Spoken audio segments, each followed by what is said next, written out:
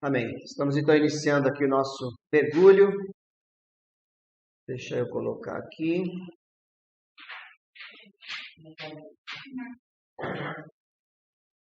Hoje, cadê o mouse? Nosso mergulho do dia 22/2. O tema hoje é pneumatologia. Como eu comentei no domingo, pneumatologia não é um estudo do seu pulmão. Não tem a ver com o seu pulmão, não tem a ver com o pneu do seu carro. Mas, por acaso, tem a ver com sopro, tem a ver com vento, tem a ver com ar. Porque pneuma, no grego, significa vento, significa ar. E logia, sempre que você vê a palavra logia, em qualquer palavra tiver logia, significa estudo. Então, é o estudo de alguma coisa. Psicologia é estudo da psique. Então, tudo que tem logia é estudo. E pneuma é o estudo do Espírito Santo. Por quê? O Espírito Santo, na Bíblia, ele é identificado com a palavra ruá, no Antigo Testamento, que significa sopro, vento, no hebraico, e no grego com a palavra pneuma. Paz, Deus abençoe. Então, agora, por que é importante nós aprendermos isso? Olha só, existem seitas e heresias das mais diversas. E uma das grandes heresias que as religiões criam é não identificar corretamente a pessoa do Pai, do Filho e do Espírito Santo. Já deve ter batido na sua porta os testemunhos de Jeová. Os testemunhos de Jeová, eles têm uma Bíblia quase igual à nossa, mas bastante modificada por eles mesmos. E eles não acreditam que Jesus é Deus. E eles não acreditam que o Espírito Santo exista, que é uma pessoa. Para eles, o Espírito Santo é uma força. E hoje nós vamos provar que pela palavra, você ter base bíblica, de que o Espírito Santo não é apenas um poder, uma força, ele não é uma coisa. O Espírito Santo é Deus, assim como o Pai e assim como o Filho. Os três são um e os três são três pessoas. Então nós temos várias evidências aqui na palavra que mostram isso. Você quer ver? Eu vou falar só um texto aqui que você vai se lembrar. Chamaram Jesus de endemoniado. Falaram: Jesus, você expulsa os demônios pelo príncipe dos demônios. Se vocês vão se lembrar, Jesus falou assim: se eu expulso os demônios pelo príncipe dos demônios, Satanás expulsa Satanás, como que vai fazer? A casa dividida não subsiste. Mas se eu expulso pelo dedo de Deus, é chegada a vós o reino de Deus. Ele fala que o Espírito Santo, que fez aquilo, foi pelo dedo de Deus. E aí ele continua. Agora é a parte que eu quero que você preste atenção. Ele falou assim: todo pecado será perdoado. Se você pecar contra o pai ou contra o filho, você será perdoado. Mas quem pecar contra o Espírito Santo não será perdoado. Então, se o Espírito Santo fosse uma energia elétrica, fosse uma força, fosse um poder, como que eu poderia pecar contra uma força? E a testemunha de Jeová, ele chama o Espírito Santo de força ativa de Deus. Não identificam o Espírito Santo como uma pessoa. E a Bíblia, ela é lotada de evidências. Nós vamos ver algumas aqui hoje. Se não der para terminar, não tem problema. Quando der 9h28, a gente começa a orar para dispensar vocês. O importante é você assimilar. Por quê? Existe uma cilada. Grandes ciladas. Tem igreja que não acredita no Pai e não acredita no Espírito Santo. Só Jesus.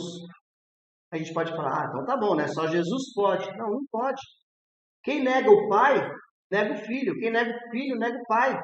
Não pode. A Bíblia fala que eu não posso negar nenhuma das pessoas. Então nós somos cristãos, pentecostais, cremos na Bíblia, buscamos o poder do Espírito Santo, mas o que mais as seitas e heresias fazem é pegar pessoas como nós, que já têm fé, que já frequentam uma igreja, e confundir a cabeça da pessoa para levá-la para a sua igreja e dizer assim: não, você tem fé em Deus, mas a sua fé está errada. Você tem que vir para a minha igreja, porque na minha igreja a fé está certa. Esqueci de colocar isso. Melhorar um pouco o som aqui. Então, é importante nós conhecermos o que a Escritura diz de todos esses temas. Não necessariamente você vai conseguir combater, porque eles vêm bem preparados, né? Eles vêm. Então, o que a gente precisa? Exatamente sobre o estudo de hoje, depender da pessoa do Espírito Santo para nós não sermos enganados e confundidos. Porque o que mais tem é confusão. Você vai ver bater na sua porta os mormons, né, chamado de Igreja de Jesus Cristo dos Santos dos Últimos Dias, né, aqueles missionários que andam com a camisetinha branca, calça preta, de sapato, às vezes são estrangeiros, a maioria deles são americanos, tem muitos portugueses que vêm também, e ele vai bater na sua porta e vai falar que ele vai falar de Jesus para você. Ele vai te mostrar uma Bíblia, mas ele vai ter um outro livro, chamado Livro dos Mormons. E esse livro é um outro evangelho de Jesus Cristo. Inclusive é o título do livro, o outro evangelho de Jesus Cristo. E a própria Bíblia fala em Gálatas 1:8, se alguém te apresentar outro evangelho, que não seja esse que nós temos pregado, você o considere maldito, anátema, né? Rejeite. Então, você precisa ter base na palavra e você precisa ter intimidade com o Espírito Santo para que você não seja enganado. Amém? Então, seja sempre uma pessoa que busca o conhecimento na palavra. Cuidado com as heresias. É muito mais fácil, parece, né, crer na mentira do que crer na verdade. Hoje eu vi um comentarista falando assim, né? Por que as teorias da conspiração, elas proliferam que nem uma praga, né? Você conta uma mentira lá, ela vai no WhatsApp, ela vai no YouTube, ela espalha que nem uma praga. Porque é fantástico, né? Geralmente a mentira é uma coisa mais fantástica, é uma coisa mais... Aí a pessoa acredita mais. E às vezes a verdade é tão simples, tão clara a verdade, e a gente não quer aceitar. Como, por exemplo, muitos falam que a Terra é plana.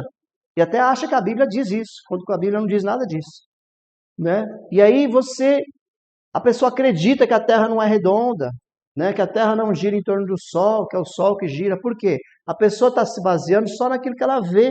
Então, se você olhar para o céu, você vai ver o Sol, ele sai aqui, faz assim, né? E se põe aqui. Aí você vai pensar o quê? Opa, o Sol gira em torno da Terra. E aí você vê assim, aquele negócio assim, você pensa assim, a Terra é só isso aqui, ó. É uma bolacha, né? E aqui tem uma atmosfera aqui em cima, então o Sol sai daqui, dá a volta aqui, passa por baixo e vem de novo, né? E eles acreditam nisso.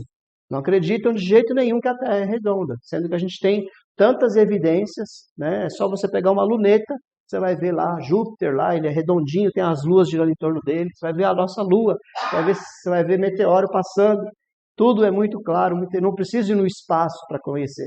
Mas a mentira, nesses últimos tempos, principalmente, ela tem sido muito difundida, muito porque parece que é mais fácil acreditar na mentira.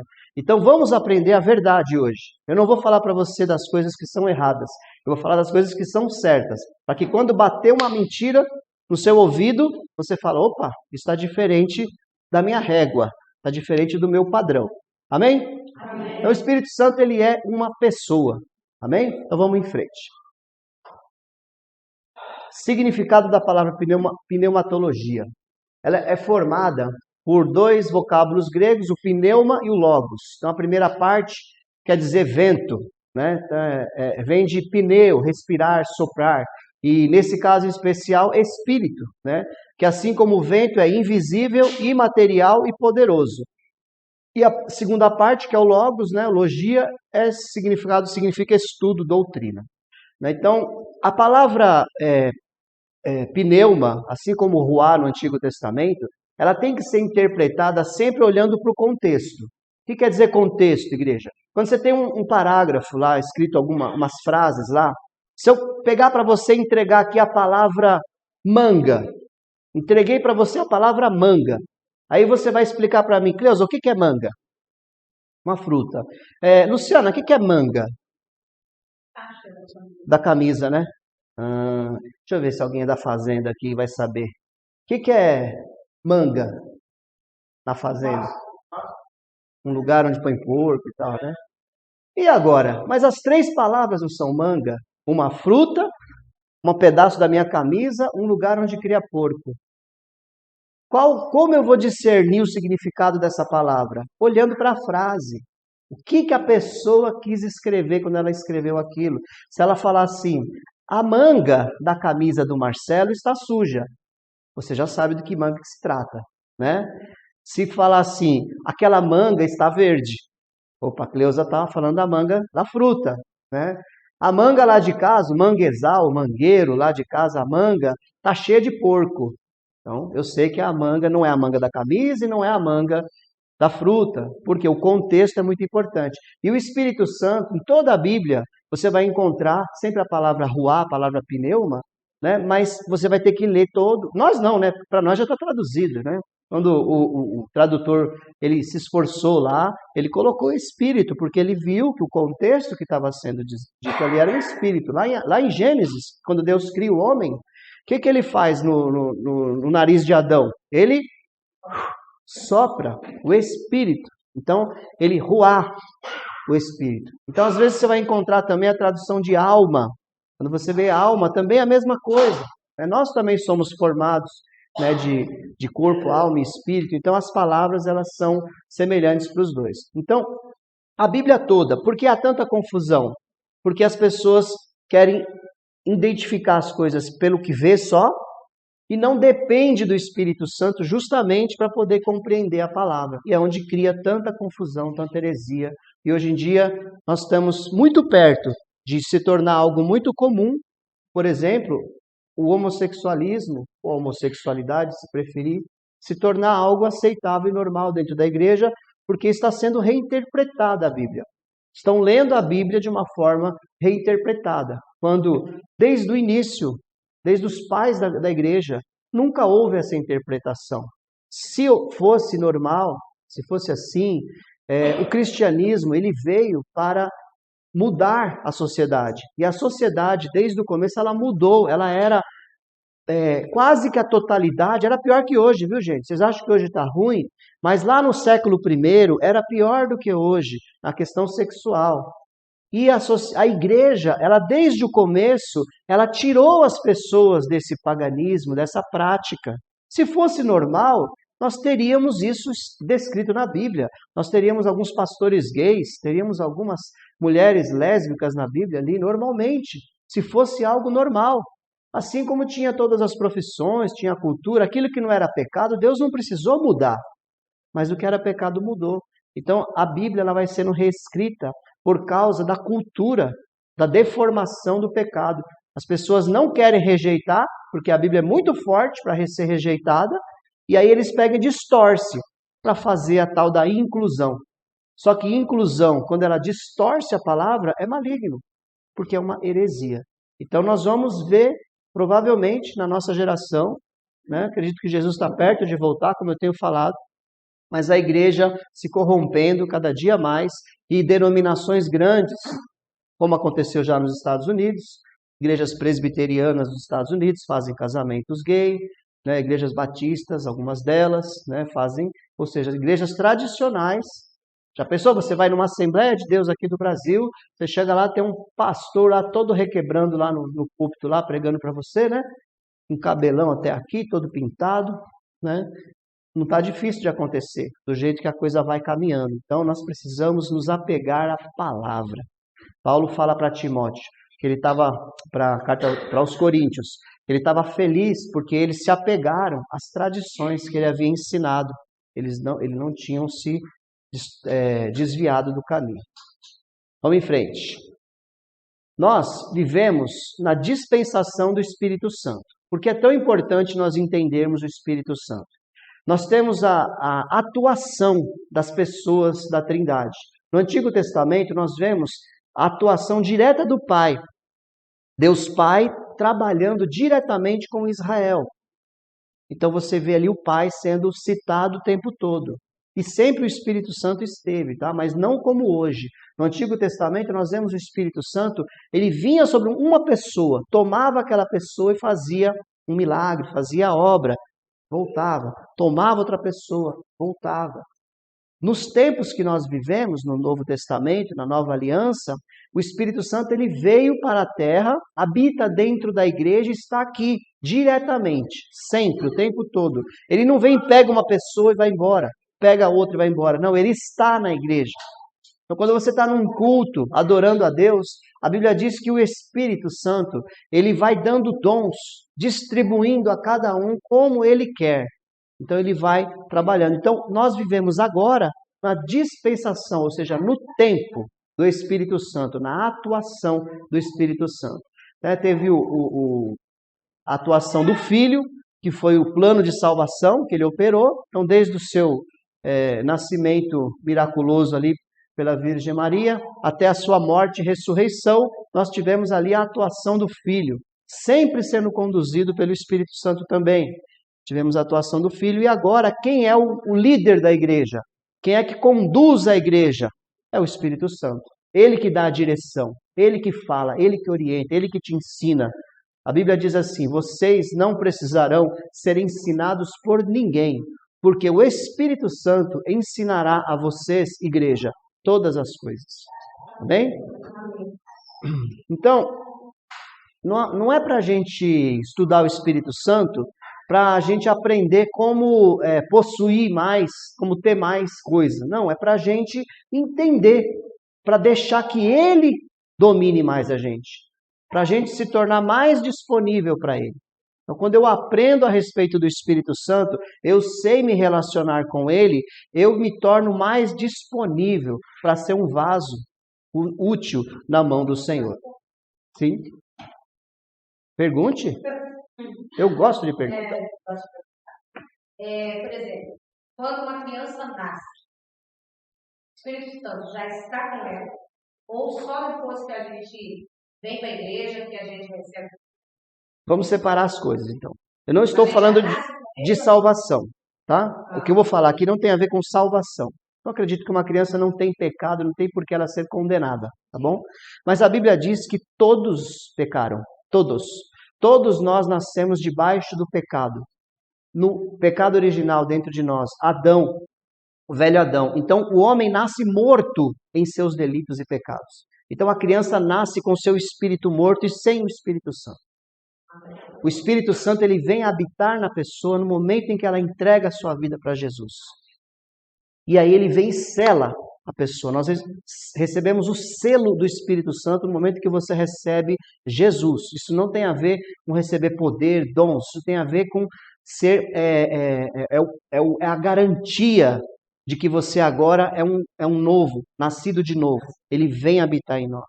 Selo era aquele anel do rei que tinha uma cerinha que colocava lá num documento, em qualquer coisa, e ficava marcado. Quando a pessoa olhava assim, ela falava: isso daqui é do rei, isso daqui é do fulano de tal. Então esse selo significa: eu estou selado pelo Espírito Santo e ninguém pode tocar em mim.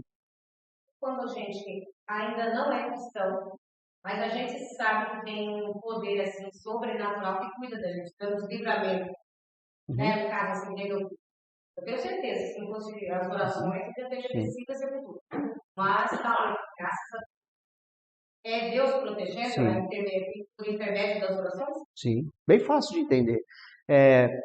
Você tem a sua família. O Nélio, você, a Aline, o Luiz Guilherme, a Ana e o Leandro. Sim. Essa é a sua família. Tem o seu registro de nascimento, eles são seus filhos, certo? Você não pode atravessar aqui a viela e levar ali um pacote de arroz para uma pessoa necessitada? Mas ela é sua família? Mas você não ajudou ela? Da mesma forma, Deus ajuda todo mundo. Jesus fala em Mateus 5, Deus faz com que o sol nasça sobre maus e bons, sobre justos e injustos. Deus, ele é abençoador, ele gosta, ele tem prazer em abençoar. Então isso não quer dizer que a pessoa que está no mundo, ela não vai ser ajudada por Deus. Ixi, quantas vezes eu fui ajudado por Deus? Cheio de pecado. Totalmente. Exato, porque Deus é bom, tá bom? Então é isso. E não esqueçam da intercessão. Quando uma pessoa está desviada no mundo, aí tem a segunda parte. Né? Quando tem alguém orando por alguém, aquela pessoa pode estar no fundo do poço, fazendo 1000 pecados ali, mas existe uma coisa batendo no céu lá, uma intercessão, uma oração batendo no céu, clamando. Aí Deus olha para aquela pessoa com um olhar, ela não está à sua própria sorte totalmente, ela está recebendo intercessão. Tá? Então tem as duas situações. Às vezes a pessoa nem sabe, mas tem alguém orando por ela. Então ore pelas pessoas que você ama, que estão desviadas, não se importe com o que elas estão fazendo, se estão no pecado ou se não estão, mas a intercessão é importante. Só tome cuidado com a oração. Não ore para Deus livrar do problema, ore para Deus fazer o que for preciso para salvar. É isso que tem que ser, porque o que importa é a salvação. Às vezes a pessoa vai passar um apuro tão grande na vida, vai ser tão difícil a situação, que você vai falar, minha oração não adiantou nada. Não, foi Deus, na sua misericórdia, trabalhando para que ela fosse salva. E ela vai ser salva. Amém?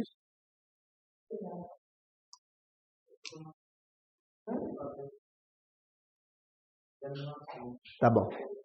Acho que vai. Vamos ver se chega hoje. Então aqui, ó, muda tudo. Somos a habitação dele. Tá clarinho, né? Se apagar essa, vocês vão dormir, né? Então deixa assim. Bom, Romanos 8:9 fala assim, ó, entretanto, vocês não estão sob o domínio da carne. Quem são esses vocês aqui, gente? É a igreja, né? Ele está falando com a igreja. Mas sob o domínio de quem? Do Espírito. Se de fato o Espírito de Deus habita em vocês. Essa palavra é muito forte. Habita. Se ele habita em você. Diga comigo, habita. Habita. Ele mora dentro de nós.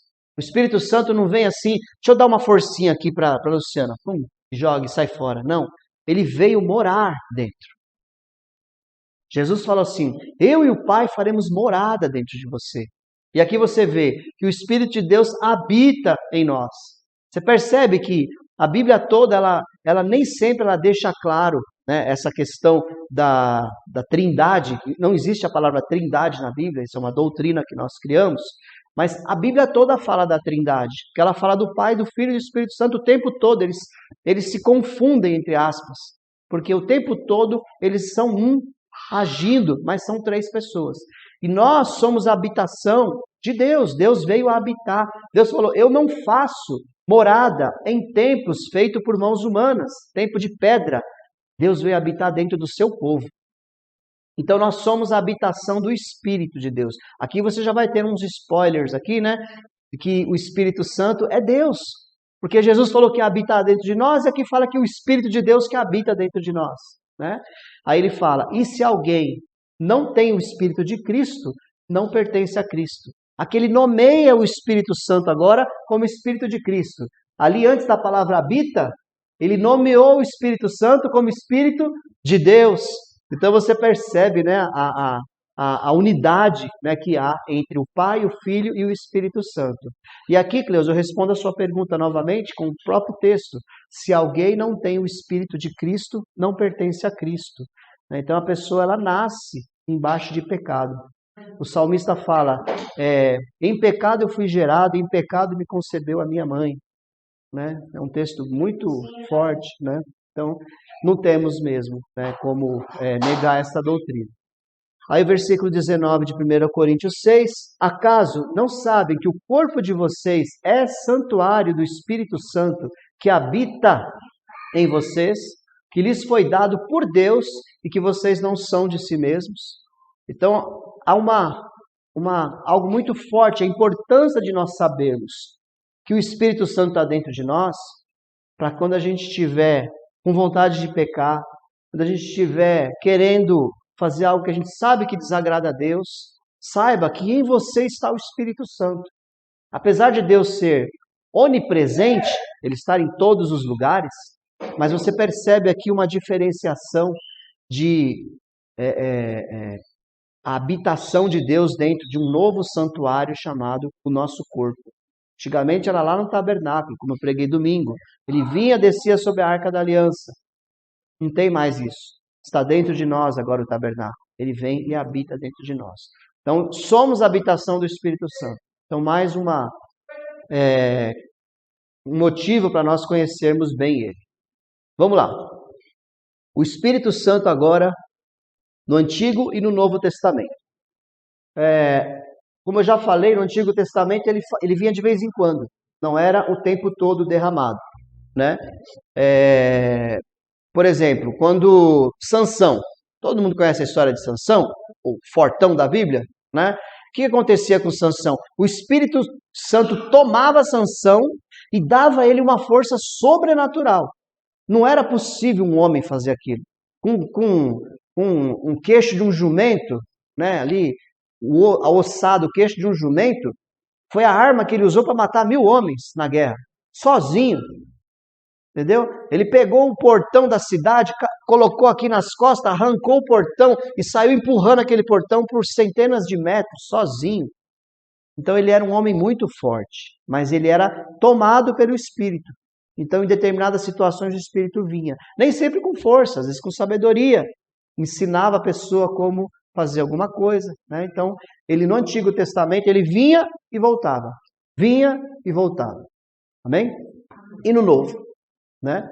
No Novo, ele veio fazer morada no coração dos cristãos e encher do seu poder. Né? Olha o que Jesus fala.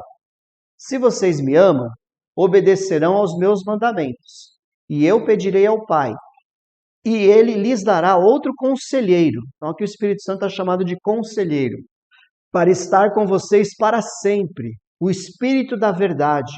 O mundo não pode recebê-lo, porque não o vê nem o conhece, mas vocês o conhecem, pois ele vive com vocês e estará em vocês. Quando você tem aquele pensamento, aquela vozinha que fala com você para você tomar uma decisão, ter uma atitude, né? É o Espírito Santo dentro de você te falando. Então não pense que sempre que você vai ouvir Deus falar, vai ser uma voz audível, porque é raramente. Eu acredito que isso é assim, não porque Deus esteja limitado, mas porque nós é que somos limitados mesmo.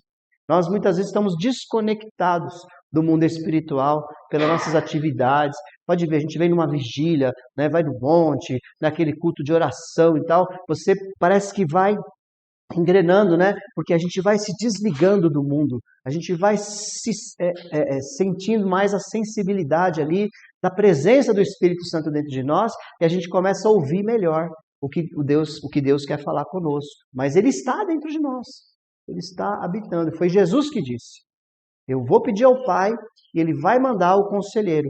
Então, quando Jesus foi ao céu, veio o Espírito Santo agora como a pessoa de Deus na terra, Espírito Santo para agir na igreja.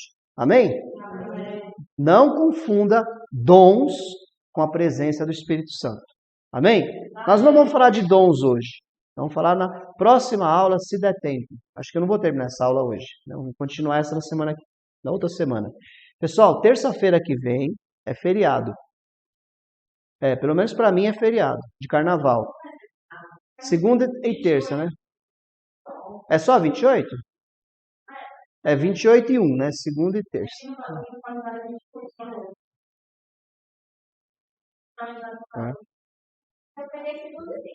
Hã? Segunda e terça? Para a Inês é segunda e terça. É porque lá na minha empresa, que é banco, né? Segunda e terça não funciona. É feriado bancário. Então eu acredito que não vai ter. Mas já vamos dar uma folguinha pro professor, tá bom? Terça-feira que vem, eu e você estamos de folga, tá? Então, terça-feira que vem, você pode fazer aquela viagem para os Estados Unidos, mas volta logo, tá? Não demora, meu.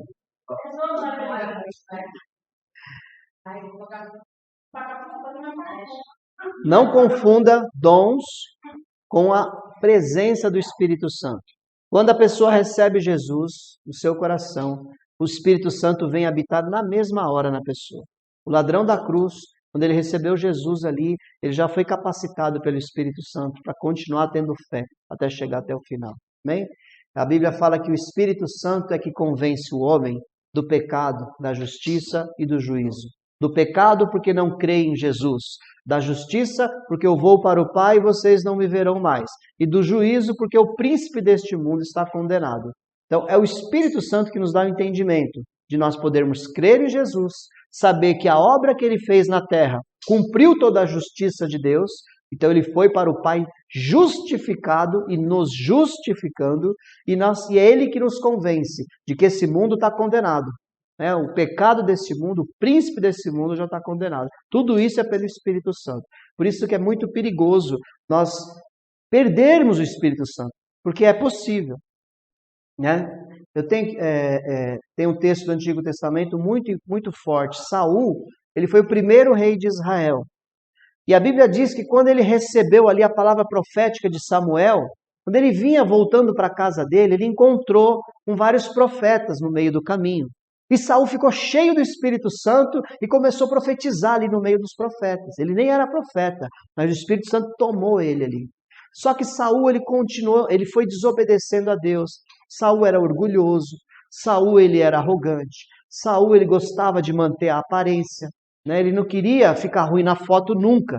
E isso foi causando pecado e mais pecado até o momento que o Espírito Santo saiu dele e entrou um espírito maligno na vida dele. E aí agora ele começou a ficar endemoniado até o ponto dele suicidar, né? Então é muito grave nós entristecermos o Espírito Santo. Então conheça o Espírito Santo, ame a ação do Espírito Santo e entenda que ele está contigo o tempo todo.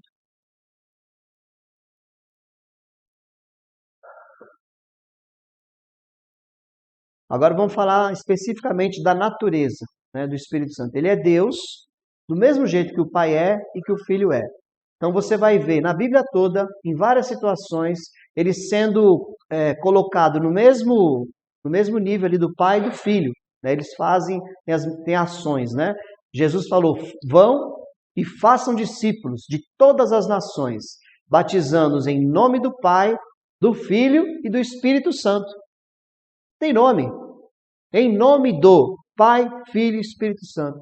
Então, Jesus não colocou em nome do Pai, do Filho e com a força de Deus, com o poder de Deus. Não, ele chamou o Espírito Santo do mesmo jeito que chamou o Pai e que chamou o Filho. Então, os três são Deus. E não são três deuses. Não tem como falar do Espírito Santo e não citar um pouco da doutrina da Trindade. Mas hoje não é o nosso tema, tá bom? Só se atenha a entender quem é o Espírito Santo. Então, ele é Deus. Diga comigo, o Espírito Santo é Deus. O Espírito Santo é Deus. A natureza. Então, João 4:24. Deus é Espírito e é necessário que os seus adoradores o adorem em espírito e em verdade. Estamos falando aqui, né? Ele é Deus também, assim como o Pai, né? O Deus Pai é Espírito. O Espírito Santo é Espírito. Quem tem corpo é só Jesus. Corpo humano, né? Jesus, ele foi ao céu com o corpo transformado. 1 Coríntios 2:11. Quem conhece os pensamentos do homem, a não ser o espírito do homem que nele está? Da mesma forma, ninguém conhece os pensamentos de Deus, a não ser o Espírito de Deus. Então, ele é declarado na palavra de Deus várias vezes, nomeado aí. Se vocês tiverem dúvida de algum versículo, interrompem, tá? Atributos, características, tá? Atributo é a mesma coisa que característica, né? Olha só, ele é onipotente. Então, do mesmo jeito que a gente sabe que o Pai é o Todo-Poderoso, né? Todo mundo sabe, Deus Pai Todo-Poderoso, né? Até o credo apostólico, ele fala, creio em Deus Pai Todo-Poderoso, Criador dos céus e da terra, e em Jesus Cristo, seu único Filho, nosso Senhor. Foi concebido pelo poder do Espírito Santo, nasceu da Virgem Maria, padeceu sob Pôncio Pilatos, foi crucificado, morto, sepultado, desceu à mansão dos mortos, né? Creio no Espírito Santo. Aí pulei um pouquinho, aí creio no Espírito Santo, né? Então, é isso aí. Só para a gente chegar aqui no Espírito Santo, né?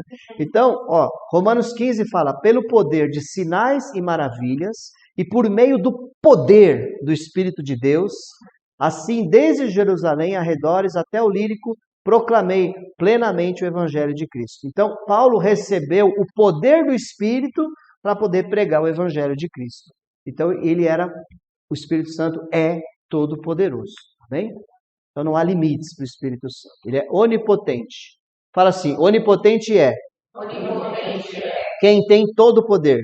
Quem tem todo o poder. Ele é onipresente, ou seja, está em todos os lugares. A presença dele é oni. Oni significa total, né? Salmo 139 diz, para onde poderia eu escapar do teu Espírito?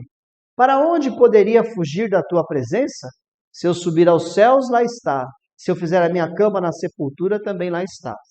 Então, não tem como fugir do Espírito do Senhor. Ele está em toda a terra. Quando Deus criou a terra, Gênesis capítulo 1, no princípio Deus criou os céus e a terra era sem forma e vazia, e o Espírito de Deus pairava sobre a face das águas.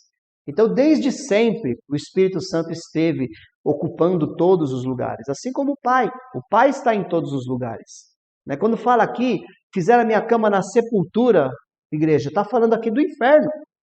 Nem no inferno é possível fugir da presença de Deus, porque Deus está em todos os lugares. No inferno, qual é a ação ali? O que está acontecendo? O juízo, o julgamento, a justiça de Deus está acontecendo no inferno. Então, em todos os lugares, nós temos ali a ação do Pai, do Filho e do Espírito Santo. E hoje nós estamos falando aqui que o Espírito Santo também é onipresente, porque ele fala no Salmo, como eu poderia escapar do teu Espírito? Posso ouvir um amém? Amém. Onisciente, sabe todas as coisas. O Espírito, 1 Coríntios 2, o Espírito sonda todas as coisas, até mesmo as coisas mais profundas de Deus. Pois quem conhece os pensamentos do homem, a não ser o Espírito do homem que nele está? Da mesma forma, ninguém conhece os pensamentos de Deus, a não ser o Espírito de Deus. Então aqui, essa parte que eu destaquei em vermelho, Quem conhece os pensamentos do homem, a não ser o Espírito do homem que nele está. Então o Espírito Santo, ele sabe tudo que você pensa. Antes mesmo de você falar, ele já sabe, porque ele é onisciente, ele sabe todas as coisas. Então quando é uma revelação bíblica, dentro do dom do Espírito, você vai ver lá que um dos dons é uma palavra de conhecimento. O que é a palavra de conhecimento? Eu sei algo sobre a tua vida que ninguém me falou.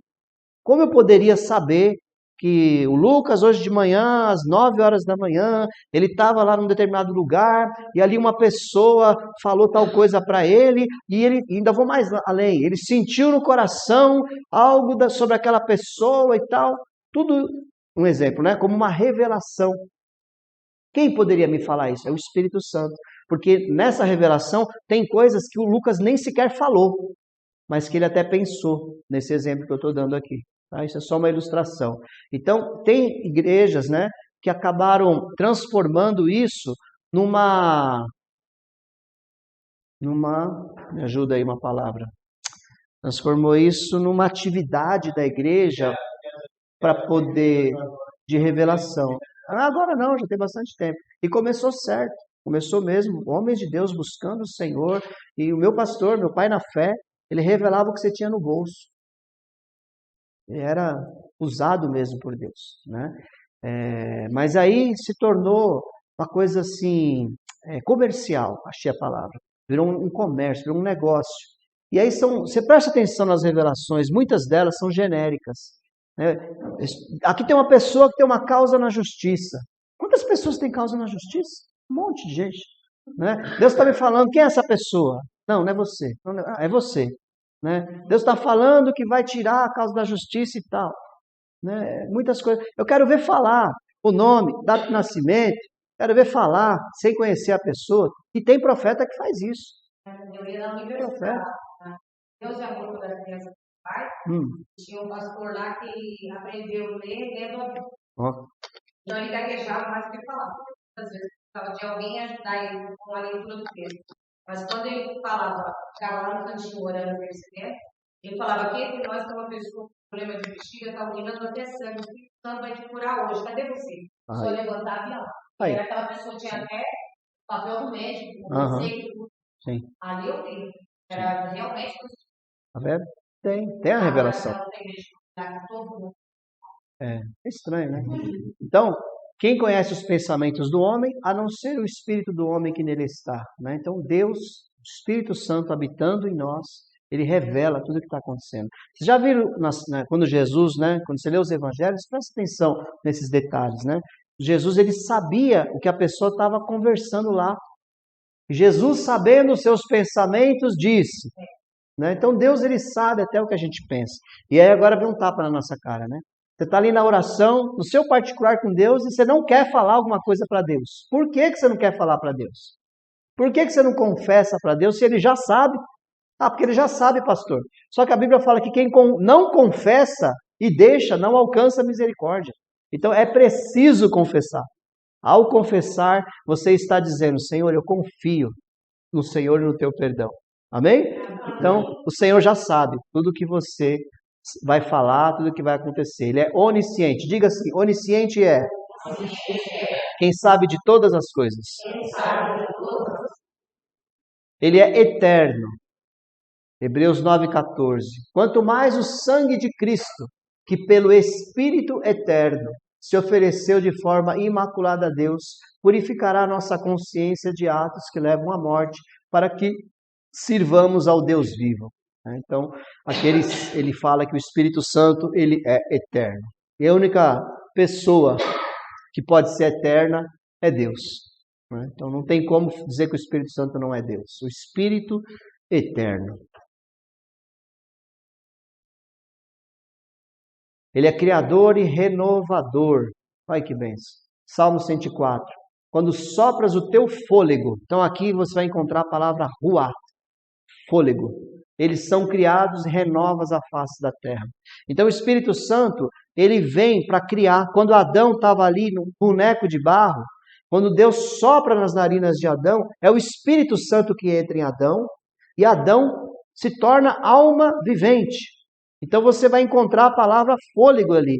Então Adão se torna espírito vivente. Então, ele fica vivo, agora pelo Espírito que habita nele. E aí, quando Adão comeu o fruto proibido, o que Deus disse que ia acontecer quando ele comesse o fruto proibido? Morrer, né? Ele morreu na hora? Quantos anos ele viveu? 930. 930 anos mais ou menos. 920, 930. 930. Então, gente, o que será que morreu na hora que Adão comeu o fruto proibido? O Espírito Santo, o Espírito dele morreu. Ele deixou de ser eterno, deixou de ser conectado com Deus ali. E ali ele passou a ser mortal a partir dali. Né? Então, o Espírito Santo ele dá vida. E quando ele é tirado, a morte. Né? Então, ele renova toda a terra. Né? A terra, como eu falei lá em Gênesis 1, ele já estava no começo. Então, toda a criação foi feita pela orquestração, pela coisa mais maravilhosa do Pai, do Filho e do Espírito Santo agindo em todas as coisas. O Pai dando a ordem, o Filho sendo a palavra, o Espírito Santo construindo, renovando, transformando todas as coisas. Então, você encontra o Pai, o Filho e o Espírito Santo o tempo todo trabalhando. E aí você pega agora para você essa palavra. Entenda que o Espírito Santo, ele renova a tua vida. Se você tem algo, uma área da tua vida que está morta, que está doente, que está enfraquecida, né? Quando o Espírito Santo vem sobre a tua vida, ele renova todas as coisas na tua vida. Então confie nele, ore a ele, fala, Senhor, eu preciso de ti, essa área da minha vida está ruim, está mal, conserta, Senhor, o Senhor pode, o Senhor é Deus de renovação. Ele vai fazer todas as coisas. Amém? Ore com esse entendimento, com essa convicção. Mais um. Ele é a verdade. Olha que coisa linda. 1 João 5,6. Este é aquele que veio por meio de água e sangue. Jesus Cristo. Não somente por água, mas por água e sangue. Falou de Jesus aqui. E agora? E o Espírito é quem dá testemunho. Porque o Espírito é a verdade. Então, quem faz você acreditar que Jesus veio e que ele operou todas essas coisas é o Espírito Santo. É ele que te convence, é ele que te ensina, é ele que te orienta. Por isso que algumas pessoas, elas não aceitam de jeito nenhum a verdade, porque elas resistem. Tem um texto que eu não vou ler hoje, mas você pode resistir ao Espírito Santo, porque ele não arromba a porta, ele bate. O próprio Jesus fala, eis que estou à porta e bato. Se alguém ouvir a minha voz e abrir a porta, eu entrarei. Então o Espírito Santo, ele também não arromba como os espíritos malignos que possuem a pessoa, joga ela no chão, faz aquele arraso com a pessoa. Não, o Espírito Santo, ele é delicado e ele vem convencendo você da verdade. Tem um outro texto que a gente até usa fora de contexto, que fala que o Espírito testifica, que nós somos filhos de Deus. Aí muitas vezes se usa esse texto para que aquela situação o Espírito testificou. Olha, está vendo? O Espírito testificou. Não, mas na verdade o que o texto está dizendo é o Espírito Santo que te diz que você é filho de Deus. Te dá aquela convicção. Eu já contei para vocês aqui a minha história de adoção, Eu fui criado por mãe de criação e tal. Foi estranho, quando eu cheguei e conheci a minha mãe biológica, eu tinha 21 anos de idade, né? Eu olhei assim, era uma pessoa comum, vamos dizer assim, eu não tinha aquela figura como minha mãe, né? Mas houve uma mudança dentro de mim que hoje eu consigo olhar para ela e entender que eu sou o DNA dela. Criamos um relacionamento, criamos agora uma amizade, criamos agora um entendimento de quem eu sou, de quem ela sempre soube, na verdade eu precisei saber, né? De quem ela é. Então, quando eu me aproximo da minha mãe, é aquele carinho que eu tenho por mãe. Se eu abraço qualquer uma outra mulher diferente, né? Eu posso ter carinho como uma amiga, como uma irmã, como uma pessoa tal, mas esse relacionamento de filho eu tenho com a minha mãe, nós criamos esse relacionamento. Então, é isso que o Espírito Santo faz em nós. Ele faz você entender o Pai. Ele faz você entender que é verdade que Jesus morreu na cruz pelos seus pecados, te justificou e te chamou de filho. E fomos agora chamados de herdeiros da graça. Você tem direito à herança. Você vai receber a herança eterna. E você não vai ter dúvidas disso. E você vai chegar na presença de Deus com a liberdade que um filho tem quando chega na presença do seu pai. Quem faz isso tudo é o Espírito Santo. Sem ele é impossível a pessoa se achegar a Deus. Amém? Amém. Ele é a verdade. Deixa eu dar para ele mais 2 slides. Ele é o Senhor da igreja. Olha só como é forte isso. Atos 20 e 28 fala: cuidem de vocês mesmos e de todo o rebanho, sobre o qual o Espírito Santo os colocou como bispos, para pastorearem a igreja de Deus, que ele comprou com seu próprio sangue. Então, quem elege os bispos? Bispo significa o governante da igreja. Isso é bispo. É o líder da igreja, né? Colocou, o Espírito Santo criou os pastores, né? Então, quem capacita a pessoa para exercer aquelas funções na igreja é o Espírito Santo. Então, ele é o dono da igreja, ele é o Senhor da igreja. É ele que está cuidando da igreja, que é chamada noiva de Cristo, preparando ela para encontrar com o noivo no dia do casamento. Por isso que é ele é o amigo do noivo, como diz na palavra. Quem é o noivo?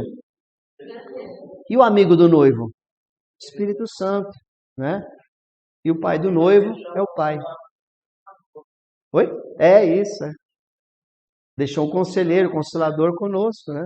Cuidando da igreja. Então, é ele que sabe o que é melhor para a igreja. Por isso, irmãos, quando a gente fala de igreja, a gente tem que andar em oração, tem que andar debaixo da direção de Deus, porque a gente aprendeu há muitos anos isso. Muitas vezes a gente quer fazer as coisas e quer que Deus venha atrás da gente. Deus não segue a gente é que tem que seguir a Deus. Entendeu? As bênçãos nos alcançam, isso é verdade, mas nós temos que seguir a direção do Espírito Santo. Então, na sua casa, na igreja, em todo lugar, entenda que há um Senhor sobre a tua vida. O Espírito Santo, ele vai te orientar a você tomar as melhores decisões, as melhores escolhas. Confie bastante nele, porque Deus está nesse negócio, amém? Amém. O Espírito Santo é chamado de Yahvé, né? Você vai ver que nesse texto aqui não está falando isso, mas nós vamos comparar, está bem difícil de ler ali, nós vamos comparar com Êxodo 17:7, que é o mesmo texto lá de Êxodo, que é o Senhor lá, o Pai, né? Yahvé, o Jeová, está falando aqui em Hebreus, diz assim: assim como diz o Espírito Santo, hoje, se vocês ouvirem a sua voz, não endureça o coração, como na rebelião, durante o tempo da provação no deserto, onde os seus antepassados me tentaram, pondo-me à prova, apesar de durante 40 anos terem visto o que eu fiz.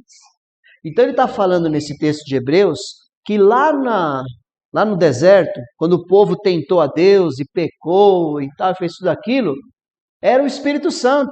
Né? Como diz o Espírito Santo, hoje, se vocês ouvirem a sua voz. Olha só o que diz em Êxodo 17:7. E chamou aquele lugar Massá e Meribá, porque ali os israelitas reclamaram e puseram o Senhor. Tá vendo esse Senhor grandão? Não foi eu que pus, não. Esse Senhor grandão que você encontra na Bíblia, todas as letras maiúsculas, é Yahvé, é Jeová. Puseram Jeová à prova, dizendo, Jeová está entre nós ou não? E lá em Hebreus está falando que esse Jeová aqui é o Espírito. Então você percebe que ele é chamado também de Jeová. Ou seja, não tem como negar que o Espírito Santo é Deus, né? Esse é o problema, né, das seitas heresias. Eles interpretam a Bíblia baseado em alguma coisa que um homem pensou, criou aquela doutrina e aí não volta mais atrás. Não tem a humildade de reconhecer, né, que tem tantos textos na palavra que mostra que o Espírito Santo é Deus. Que ele não pode ser apenas uma força, um poder. Não, ele tem características. Nós vamos ver depois que ele é uma pessoa que tem sentimentos, que ele se alegra, que ele se entristece, ele pode ser resistido, ele tem diversos nomes, né? Não tem como isso ser uma coisa, uma força. Ele é o próprio Deus que está entre nós. E é maravilhoso viver dessa forma. Ele dá a vida eterna, Gálatas 6:8. Quem semeia para a sua carne, da carne colherá destruição. Mas quem semeia para o Espírito, do Espírito colherá a vida eterna. O Espírito Santo te faz colher a vida eterna. Deixa eu dar uma olhada aqui.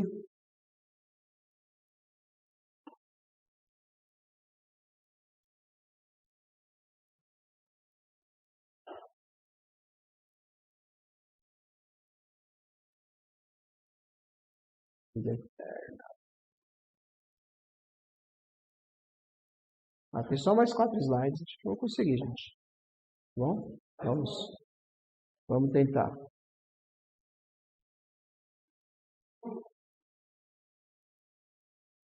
Vamos lá. Ele é santificador dos fiéis. Eu não vou me prender tanto nos versículos para a gente conseguir terminar. Mas o que eu quero que vocês entendam é que o Espírito Santo é Deus e não há dúvida disso analisando as Escrituras. Romanos 15:16. A respeito de alguns assuntos, eu lhes escrevi com toda franqueza, principalmente para fazê-los lembrar-se novamente deles, por causa da graça que Deus me deu de ser um ministro de Cristo Jesus para os gentios, mas com o dever sacerdotal de proclamar o Evangelho de Deus, para que os gentios se tornem uma oferta aceitável a Deus, santificados pelo Espírito Santo. O Espírito Santo, ele traz a santificação para a tua vida, porque ele vai te dizer, não faça isso. Ele vai te dizer, faça isso. Então esse é o processo de santificação, que tem a palavra e tem o Espírito. Jesus fala em João 17:17, santifica-os na verdade, Deus. A tua palavra é a verdade. Então a palavra ela te dá o conhecimento para você saber o que é o certo a ser feito. E o Espírito Santo te dá a capacitação para você conseguir entender, lembrar e executar. Então eu tenho que ter as duas asas, a palavra e o Espírito Santo sempre na minha vida em todo o tempo. Amém? Então você é santificado também pelo Espírito Santo. Mais um. Ele habita nos céus e habita em nós. Né? Vocês não sabem que são santuário de Deus e que o Espírito de Deus habita em vocês? 1 Coríntios 3:16. Aqui vai ser mais rápido, né? Deus, além de Deus, né? Ele é uma pessoa. Né? Então, olha só, ele é eterno, onisciente, onipotente, como nós já falamos, onipresente, sublime, santo, glorioso, do mesmo jeito que o Pai e o Filho. Ele é um ser pessoal, ele é inteligente, tem vontade, tem determinação própria. Então, por causa disso, nós vemos que o Espírito Santo, de fato, ele é Deus e também é uma pessoa. Tá? Então, aqui, todos esses slides que nós vimos aqui no passado, aqui atrás, foi referente ao Espírito Santo sendo identificado na palavra como sendo Deus. Agora mais 2 slides aqui, só para a gente resumir, que ele é uma pessoa também. Por quê? A palavra de Deus, ela fala assim, o Espírito Santo fala, pois não serão vocês que estarão falando, mas o Espírito do Pai de vocês falará por intermédio de vocês. Então ele fala. O Espírito Santo tem boca para falar. Isso identifica ele como uma pessoa. Tem vários textos aqui, Mateus 10:20, Atos 8:39, Atos 10, 20, 10, 19 e 20, Atos 13, 2, Apocalipse 2, 7. Né? São textos que mostram o Espírito Santo falando. Olha só, aí tem vários textos aí dizendo, né? Eu não vou ler cada um deles, só vou citar. Ele sonda os nossos corações, 1 Coríntios 2,10. O Espírito Santo nos ensina, Lucas 12, 12. O Espírito Santo conduz, João 16, 13. O Espírito Santo intercede por nós. Sabe quando você está orando e você não sabe orar? O Espírito Santo ora por você. A importância de nós aprendermos, buscar o Senhor, orar em línguas. Porque na oração em línguas é o Espírito que ora. Né? Romanos 8, 26 e 27. O Espírito Santo dá dons. 1 Coríntios 12, 7 a 11. O Espírito Santo, ele recruta, né? Ele chama para a obra. Atos 13, 2. O Espírito Santo fica triste. Efésios 4, 30. O Espírito Santo dá ordens. Atos 16, 6 e 7. Esse de Atos é muito interessante. O apóstolo Paulo queria ir numa cidade pregar o Evangelho. É errado pregar o Evangelho, meus irmãos? Só que o Espírito Santo não queria que ele fosse ali. O Espírito Santo o impediu, diz a Bíblia. Ele tentou ir para outra cidade. E não conseguiu também. O Espírito Santo impediu ele. Aí ele foi para outro lugar. Aí ele falou, agora sim, abriu-se uma grande e maravilhosa porta. E ali ele pregou. Então, quem estava conduzindo o apóstolo Paulo era o Espírito Santo. Então, pensa comigo aqui. Nem sempre você vai acertar sempre. Mas você vai ter alguém que te ajude a saber se você está no caminho certo ou errado. Em determinado momento você vai estar ali e você vai entender, não é por aqui. O Espírito Santo não está nesse negócio, não quer que eu faça isso. E aí você vai tentar em outro lugar. Entendeu? Não acho que a gente vai já... O apóstolo Paulo, que para mim é um grande exemplo de alguém totalmente dedicado ao Senhor, errou. Ele estava querendo fazer uma coisa e o Espírito Santo esperou ele chegar lá e disse, não, aqui você não vai. Aí foi para outro lugar, esperou ele chegar lá, gastou condução, né? O casco do camelo, né? Pegou o barco, né? Chegou ali, gastou a sandália, chegou lá, não, aqui não. Ele foi para outro lugar, não, agora sim. Entendeu? Então nem sempre a gente sabe tudo. O importante é a gente estar sensível ao não do Espírito Santo. Ele ama, né? Quero ver uma força amar. Né? Como é que a força ama? Né? A força só te dá choque. Né, Lucas? O Espírito Santo ama. Romanos 15, 30. E o Espírito Santo te fortalece. Atos 9, 31.